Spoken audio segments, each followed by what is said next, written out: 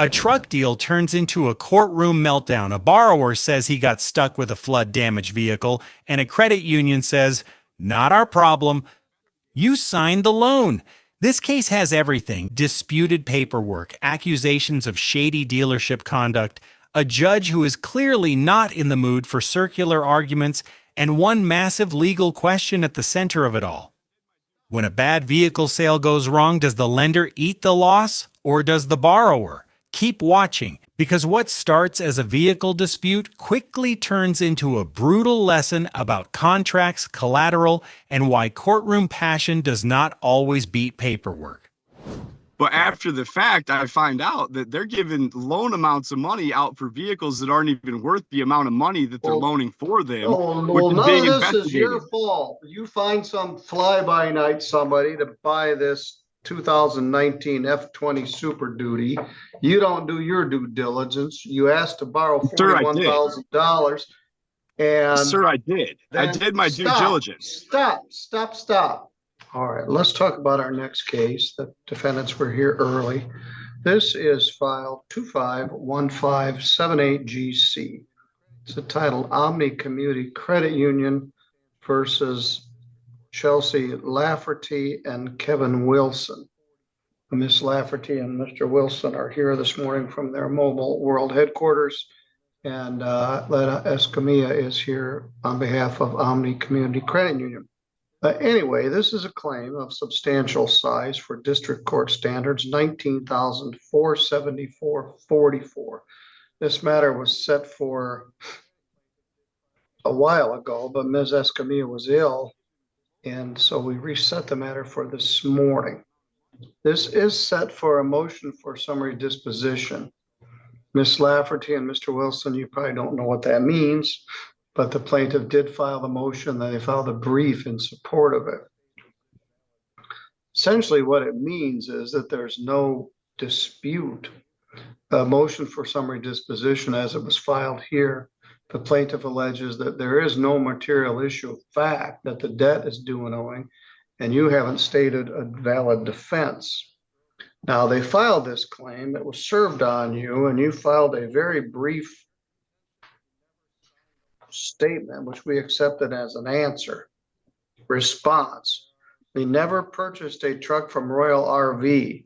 We test drove a truck from there, but it turned out to be a flood truck.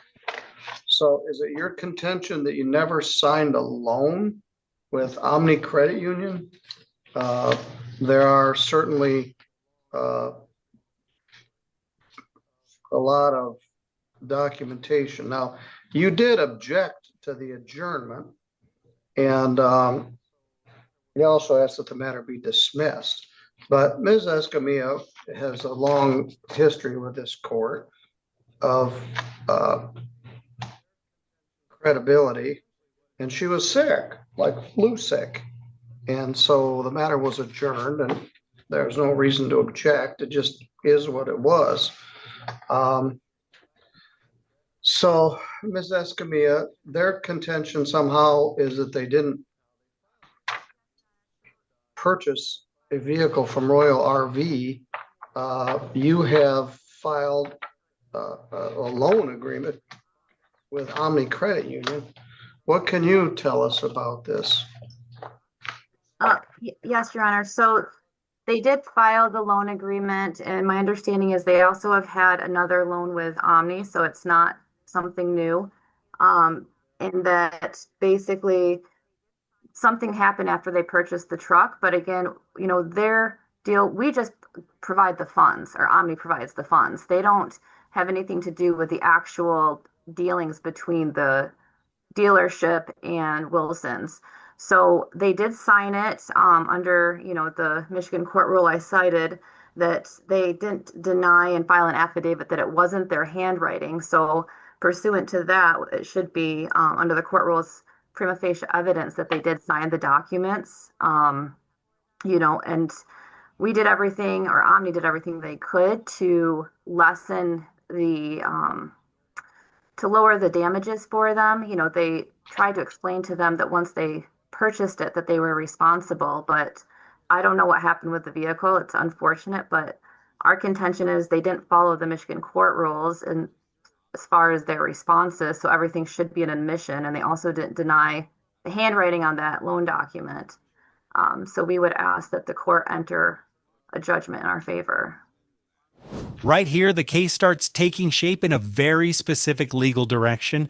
The credit union's attorney is not arguing about whether the truck was good, bad, or a total disaster. She's arguing something much narrower and much stronger, that the defendant signed the loan documents, failed to properly dispute the signatures under court rules, and didn't present a legally sufficient defense to stop judgment. That matters because this is a motion for summary disposition, which basically means the court is asking, is there any real factual dispute that requires a trial? If the judge decides the paperwork is solid and the defense is legally weak, the defendants are already in dangerous territory. So here's the big question. Are they fighting the wrong party entirely? All right, Mr. Wilson, what's your response?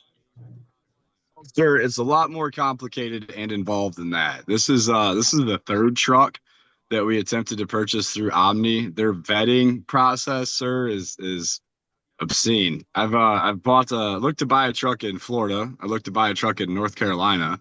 I looked to buy a truck in Michigan, and then finally in Indiana. Now, each one of those loans, we went to go pick up the truck was subpar. It was check engine lights not running right. Every single time this has happened, Omni's worked with us through their offices here, local. Chelsea's actually went to high school with a couple of people that work here. They know each other well. The day that we went to go get this third or fourth truck from a different loan, it comes back. It's just got every problem under the book. We tried to work with a dealership on it. We told Omni day one, like, do not let them cash that check, because the dealership kind of Rochambeaued us outside in the parking lot at closing, and they kept the check inside after, we looked at the truck, gave it the final once over, and I'm like, this isn't going to work. This truck isn't running. Like, and it's a $50,000, $40-some thousand truck. We got on the phone with Caleb. We had a verbal back and forth. Hey, this has happened again. Like this, once again, you're telling us it's 110% through your vetting process, but this truck is clearly not what it is that they're selling is not a good product, right? So Caleb says, okay, good deal. Work with them on it. See what you can do. I'll take care of things from my end. In the meantime, I said, all right, cool. I tried to work with him on it as far as like, if they can get it fixed and they can get things going, then I'll sign the title work and we'll move forward on the purchase. They did not do that, nor could they, because the truck was in such disrepair that, they were just trying to off a truck that was garbage essentially onto somebody. Now, if you look at the work, they sold it back to themselves. They sold it back to themselves for $25,000 after they threatened to impound it from us and all this other stuff. I said, it's not my truck. I never signed the purchase agreement, the title work. I didn't sign that. And the reason I didn't was because we didn't want to purchase the truck.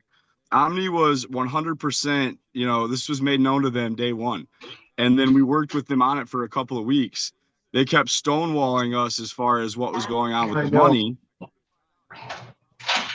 And the eventuality of it was that they sat with their own truck down there for a pretty extended period of time, to the point that Omni, going back and forth with them, basically told us, well, it's going to go up to auction. And I said, well, how are they going to auction their own truck to someone else? That doesn't make sense to me, because they own it. And then they auctioned it to themselves at Royal RV for half of what they were going to make us pay for it. Mind you, this is a truck that's got rust in the headrests from Houston. I come to find out it's a service truck from Houston, Texas. They lied on the Carfax. It's just, none of this was on the level, but Omni's trying to act like, because a year has passed since the beginning of this, that they didn't do anything unscrupulous. And again, this is the fourth vehicle that we've went to purchase through Omni that we went to pick up. And one of them was a brand new 2024 Dodge Ram out of North Carolina that had a diesel that had the entire catalytic converter set just ruined in it. Now, luckily, Dodge worked with the situation good. And because, I did buy that truck, straight up purchased it. And then the cats were bad. So then they took it back. They refunded the money. We have a history of this, because I'm not a guy who's going to go out and spend 50 grand on a truck or get myself locked into payments for something that isn't going to work. These vehicles, we use them for my business. which isn't doing great right now as it is. But this entire situation has really kind of put me on my butt this last year, not having a second vehicle, all but being like harassed every time I go into Omni to try to make this truck payment. It's a big embarrassing show in front of people in our small town. They've all but debanked me. They won't cash my checks. They won't, and they've acted like I've done something wrong. When this thing was talked about from day one, when that check went through, I said, hey, this is no good. This deal isn't going to work. I told them this is a flood truck. We went back and forth with the dealership on it, tried to work with them like Omni said. In the end, it was an untenable situation, and it just wasn't going to work out because A, they wouldn't fix the truck, and B, the value of the truck wasn't what they were trying to sell it for. The third time we drove it, we never had this truck at our house for more than an hour or two at a time, mind you. We did have it one weekend because we couldn't return it. The very first weekend we got it, we were like, hey, this isn't going to work. And they're like, all right, well, you got to bring it back. I'm like, all right, well, when? And then it was like a Monday thing. It's the only time we even ever had the truck. This was like an extended test drive. So by the time they got it back, it was, well, we're going to impound it if you don't want to come and get it. And then they sold themselves for $25,000. That's where we're at with it, Your Honor. I never made a single payment on the loan because I didn't want the loan. I made that abundantly clear. And this is where we're at with the thing a year later or whatever. This is the turning point where emotion and law start moving in two completely different directions. Mr. Wilson is giving the court a long, detailed story about a truck he says was defective, overvalued, and pushed on him through a messy dealership situation. And to be fair, if what he's saying is true, it sounds like a nightmare. But the judge is listening for something else, not whether the truck was bad, but whether that somehow cancels the loan obligation to the lender. That's a huge difference. Courtrooms are not just about who feels wronged. They're about who is legally responsible to whom. So ask yourself this: if the dealership was the bad actor, can the borrower still refuse to pay the bank that funded the purchase?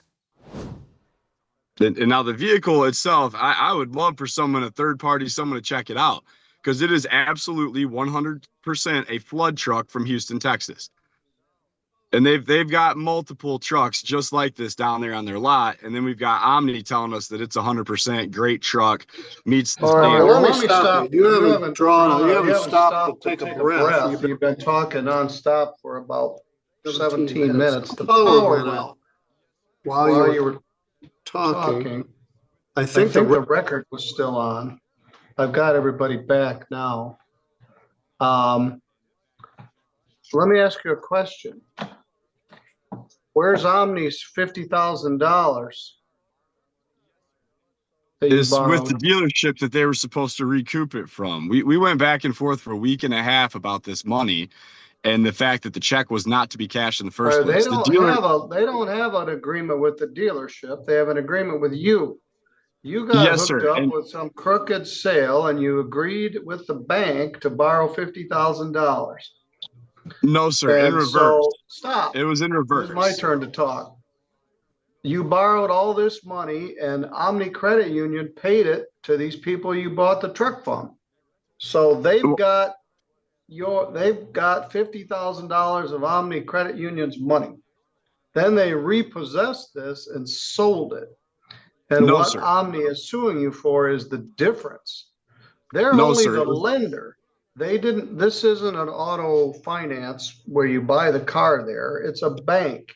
You went to the credit union as you have in the past and borrowed money to buy a vehicle. They don't have any. Will you stop interrupting me? I'll let you speak. I let you speak for a long time. Yes, sir. They didn't have anything to do with what kind of truck you bought or who you brought it from. You had a history of borrowing money from them, so they agreed to loan you this money.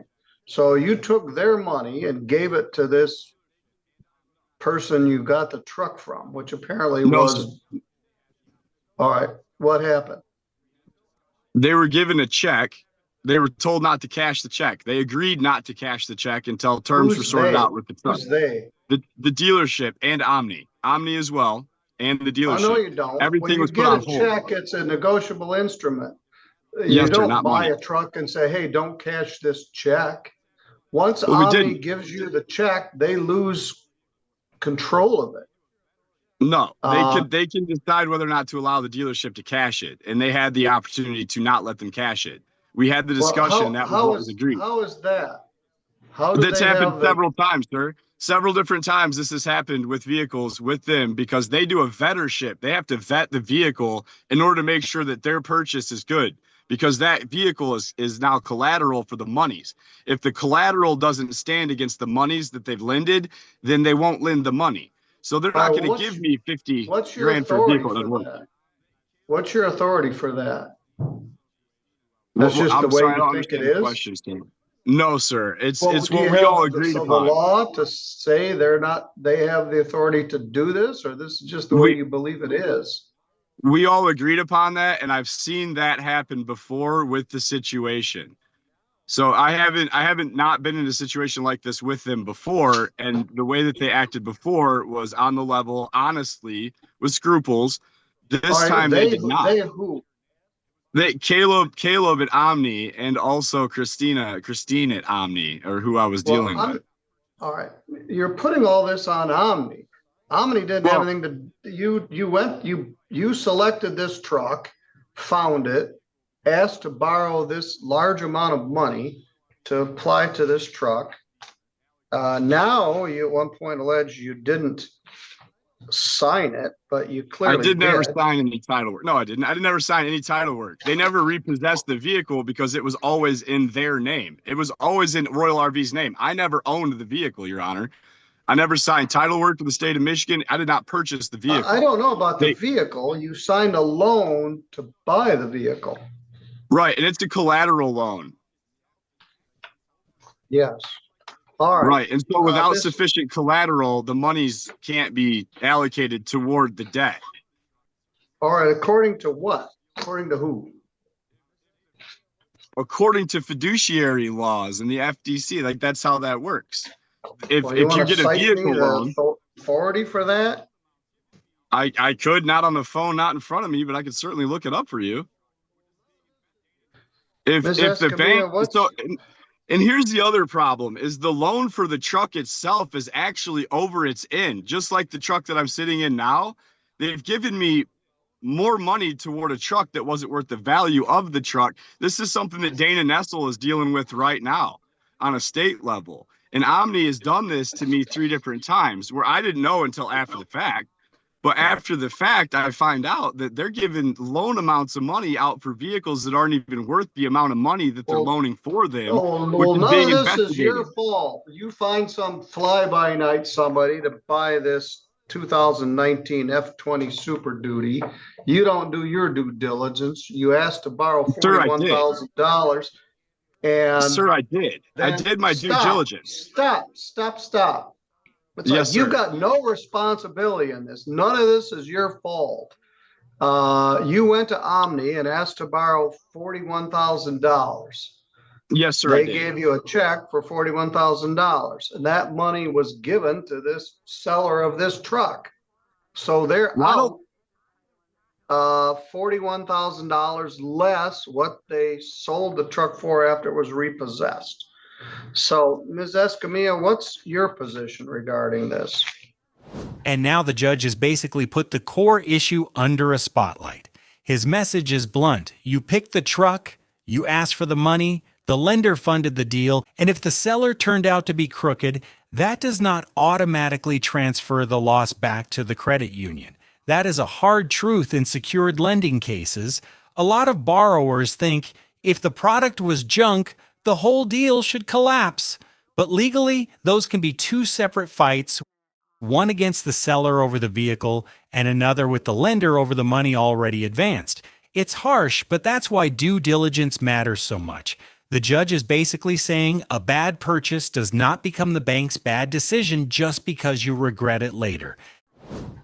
My position is, again, Omni is not in the business of vetting vehicles. When someone comes and asks for a loan, they're in the business of making loans. And they had a history with these borrowers.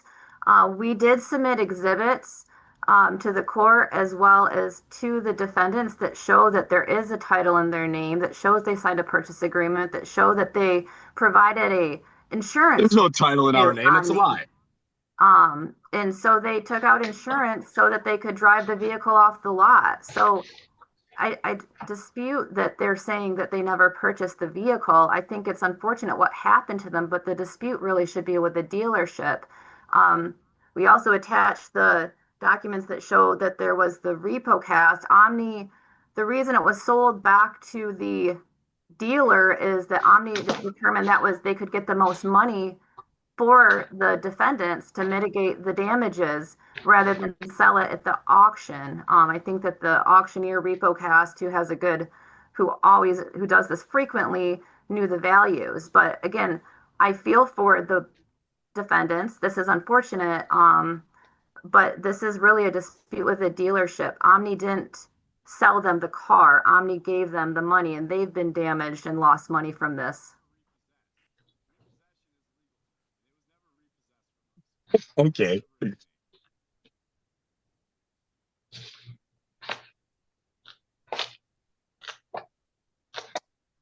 Looking for the title. Yeah, there are two $25,000 checks.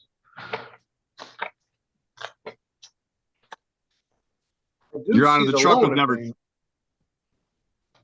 Your Honor, the truck was never titled in our name. That's a fallacy, and it was never repossessed. Repossession is a legal term, and it was never repossessed from us because it was never in our name. Yeah, here's a copy of the title. Vehicle number, ID number, 2019 Ford F-250, titled in the name of Chelsea Nicole Lafferty and Kevin Carl Wilson. No, sir, I never signed that title. They printed that. That was something they printed. That's nothing we signed. We did not register it in the state of Michigan. We did not purchase the vehicle. And this was all made abundantly clear within the first 3 days of this going on.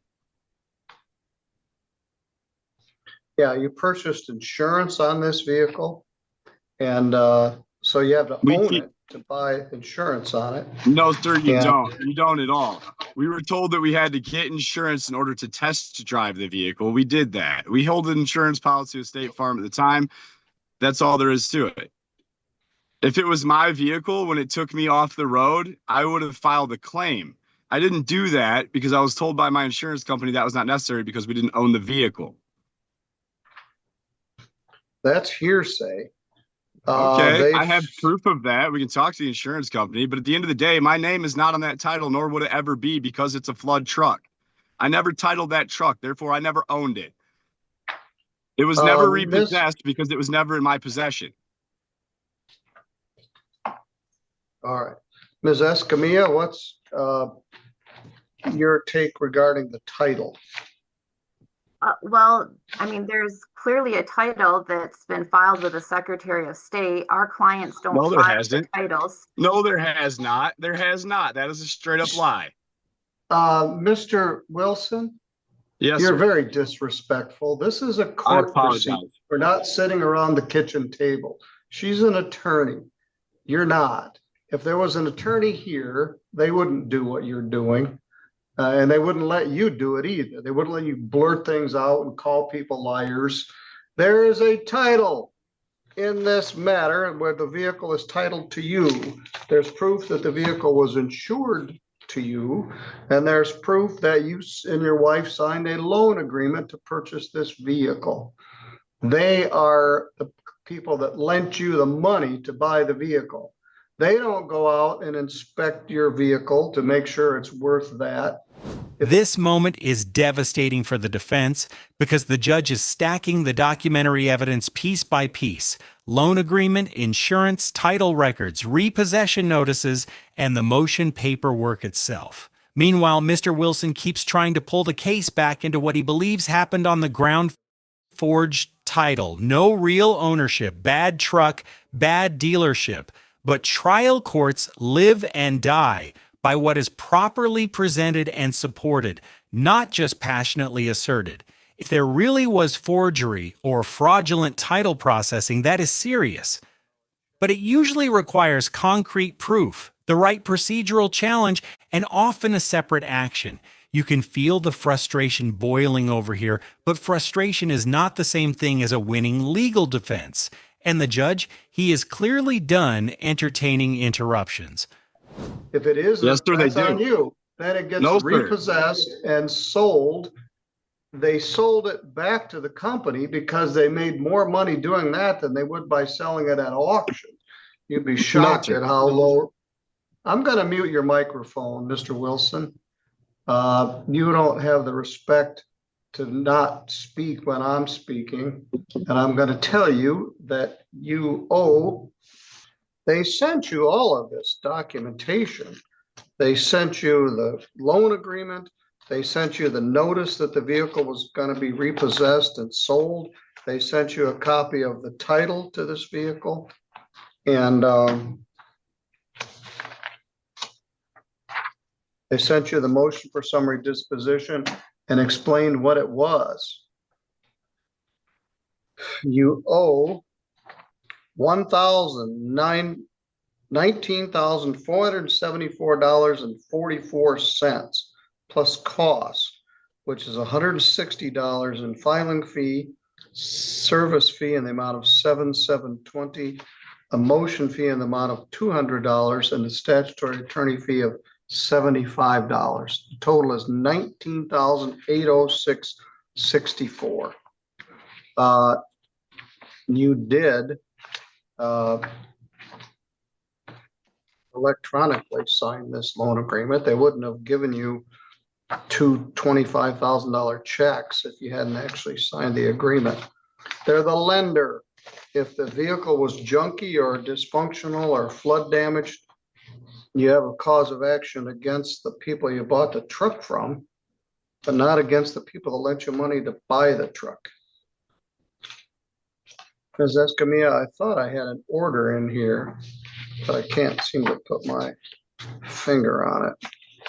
We did submit an order, but I can resend it to Well, the if you email. did, I've got it. Let me find it.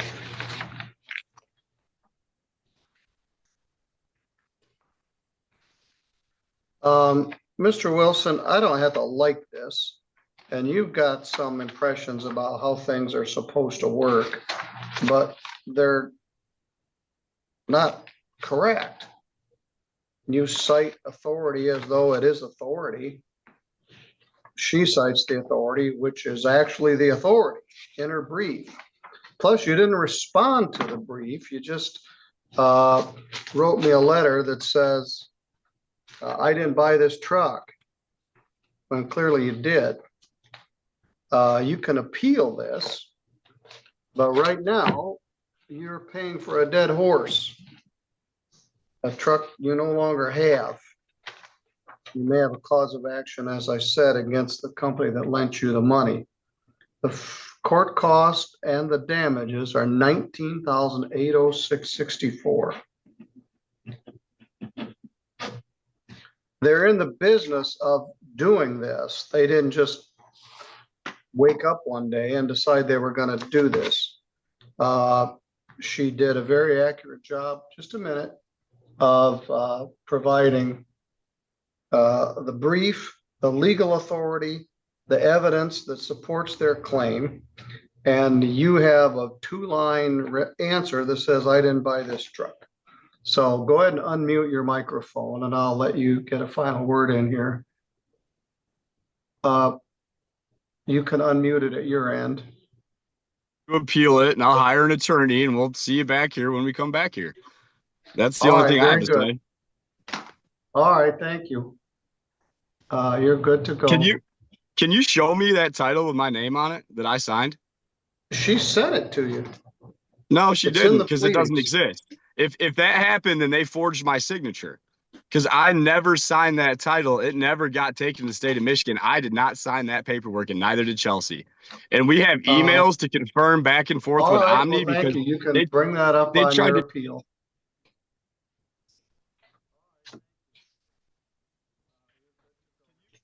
You could go to the Secretary of State and see where, I don't know where the title is now. I don't know if I got sent back, but he has the same copy of the title that was filed as an exhibit.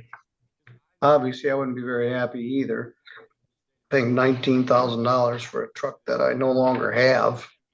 And maybe this was a bad deal all the way around, but it wasn't Omni Credit Union's bad deal, it was his. So according to him, you guys should just eat the $19,000. At any rate, Ms. Escamilla, I didn't give you a chance to say very much, but you pled this matter well. The pleadings speak for themselves. You've got all the exhibits, affidavits, documentation, the loan agreement. He can appeal the motion and hire a lawyer and see if he can get any traction, but I think my ruling here is accurate. All right. That was not much fun, but my ruling stands. And we'll send a copy of that, and then they can decide what they want to do. But this is a very unpleasant collection case, I suspect. All right, I'll see you next time. Thank you. All right, thank you. So here's the bottom line. The judge rules for Omni Community Credit Union and enters judgment for nearly $20,000 plus costs, concluding that the defendant signed the loan, received the benefit of the funds, and failed to present a legally valid defense against the lender. The court makes a sharp distinction between a possible dispute with the dealership and an enforceable debt owed to the credit union. In other words, even if the truck was a lemon, even if the sale was ugly, and even if the borrowers feel completely burned, that does not automatically erase the loan contract. The broader lesson here is brutal, but important. In-court documents, procedure, and proper legal targeting matter just as much as the underlying story. If you found this case as shocking as we did, make sure to hit that like button, share your thoughts in the comments, and don't forget to subscribe for more jaw-dropping courtroom breakdowns.